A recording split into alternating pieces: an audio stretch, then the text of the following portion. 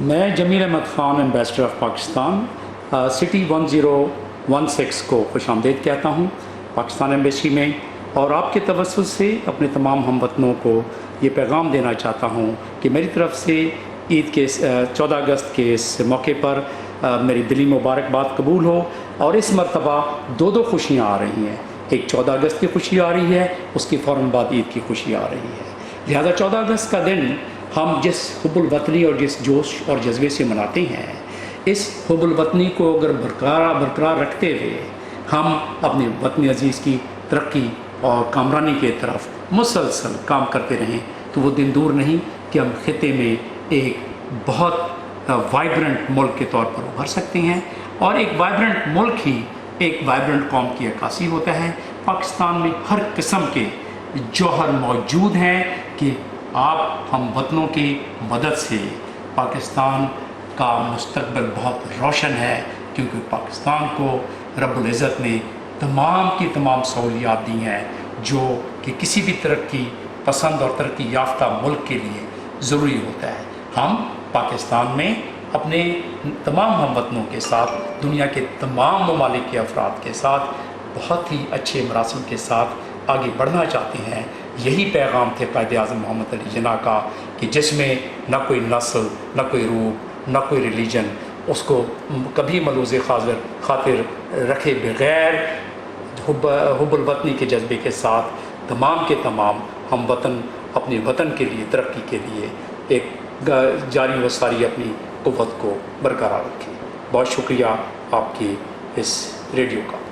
Talking about the programs you have in embassy, یہاں پر embassy میں کون کون سے ٹائپ کے پروگرامس ہوتے ہیں؟ کلچرل ایونٹس ہوتے ہیں، فلیگ ہوسٹنگ ہوتی ہے، what all happens یہاں پہ؟ 14 اگست کو تو صرف فلیگ ہوسٹنگ ہوتی ہے، اور ساتھ میں استفاعت رمضان ہے، ورنہ رمضان نہیں ہوتا ہے تو پھر کچھ اچھے کھانے شانے بھی ہوتے ہیں اس میں، تاکہ جو کمیونٹی کے لوگ یہاں آتے ہیں ان کھانوں سے بھی لطف اندوز ہو سکیں، لہٰذا وہ بھی ہوتا ہے۔ اور اس کے بعد ہم کوئی تقریر، کوئی سیمینار وغیرہ کا پروگرام بھی رکھتے ہیں 14 اگست کو۔ اس دفعہ یہ ہو رہا ہے کہ فلیگ ہوسٹنگ کے ساتھ ہم پروگرام کو کلوز کریں گے رمضان کی اس مقدس مہینے میں رمضان کا احترام کرتے ہوئے، اور پھر بزنس کونسل نے بھی ایک پروگرام رکھا ہوا ہے شام کے وقت، جس میں کہ افطار کے بعد کچھ پروگرامز کو نیشنل اس کے 14 اگست کے حوالے سے کیا جائے گا، جس میں انہوں نے اپنے بزنس کونسل کے جتنے ممبرس ہیں ان کو بلایا ہوا ہے اور اپنے گیسٹ کو بلایا ہوا ہے۔ Now, Pakistan has contributed a lot of things to the UAE. So, which is the one main thing that you're very, very proud of?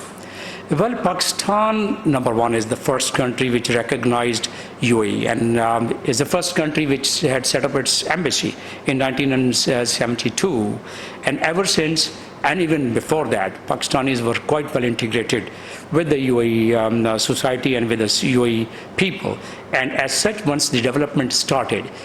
Pakistanis, they have their sweat and blood in it, and they did it very willingly, open-heartedly, feeling it as if it's their own second home. And that's why wherever you go, you'll find these high-rising buildings, these roads, infrastructures, hospitals, newspaper offices, the Emirates, whatever organizations and entity you'll find that at some place or the other, a Pakistani name would be there to establish those organizations. So most of those organizations were established, and luckily the UAE brothers and sisters, they recognize the contribution of Pakistanis since the inception of this country, UAE. You went back to 1972 talking about, how it got established here. Going back to that time, when probably you were a kid,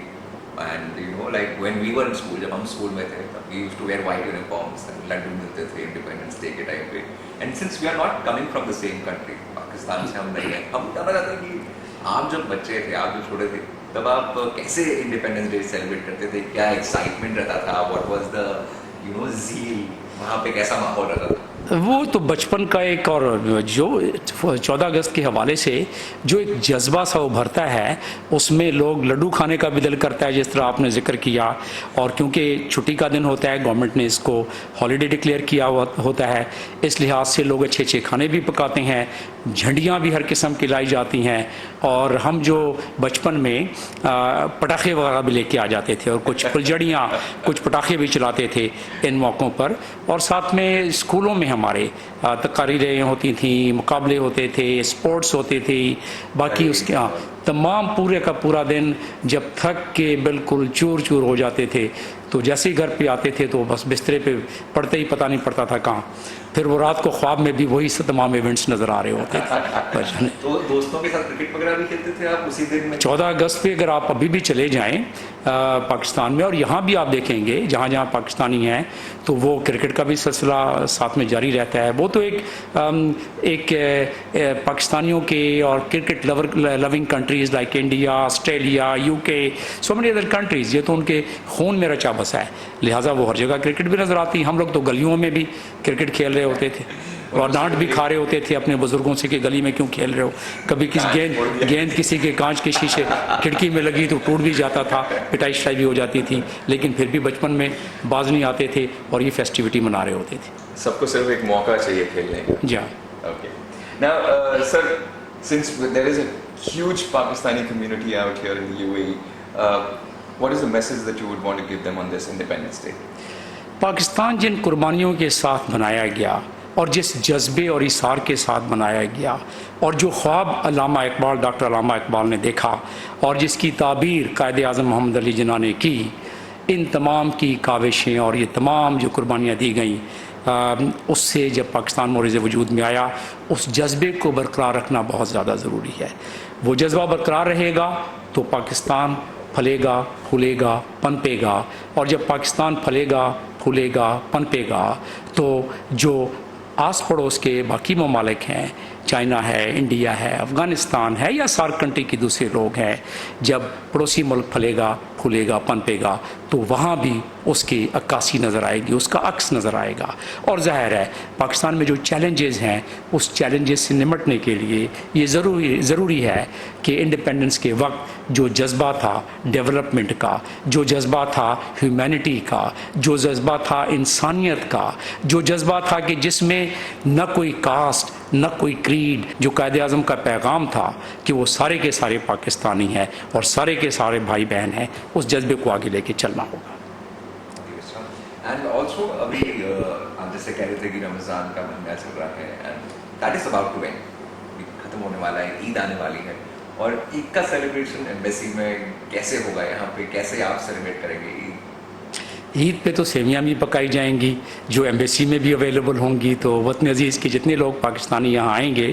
وہ، اور باقی اس کے علاوہ بھی اگر کوئی مہمان ہمارے پاس آتے ہیں موسٹ ویلکم کریں گے ان کو، اور وہ سیویاں اور وہ مٹھائیاں اور وہ اچھی اچھی باتیں، وہ رنگ برنگی کپڑے دیکھنے کو ملیں گے، اور عید کے دن ہم ساروں سے گلے ملتے ہیں اور عید کے دن اپنی خوش گپیاں کرتے ہیں، اور اس کے بعد یہاں ایمبیسی میں 2-2.5 گھنٹے کا پروگرام ہوتا ہے، اس کے بعد لوگ اپنے اپنے گھروں پر اپنے پیاروں کے ساتھ بھی مل کے عید مناتے ہیں، اور پھر ہم ایک دوسرے کے گھر جانا شروع ہو جاتے ہیں، تو عید کا دن کچھ اس طرح گزرے گا۔ صاحب آپ دوست، فیملی سب ایک ساتھ اکٹھے ہونے والے ہیں عید کے دن؟ درست، بالکل یہی مقصد ہے عید کی خوشیاں منانے کا، اور کیونکہ عید اس ملک میں ہو رہا ہے، اس ملک میں نہ صرف بلکہ جہاں جہاں جن ممالک میں عید منائی جاتی ہے مسلم ممالک میں، وہ سارے کے سارے ان خوشیوں میں شامل ہوتے ہیں، اور ان کے جو محلے، پڑوس، دوست، یار، وہ سارے کے سارے اس میں خوشیوں میں شامل ہوتے ہیں۔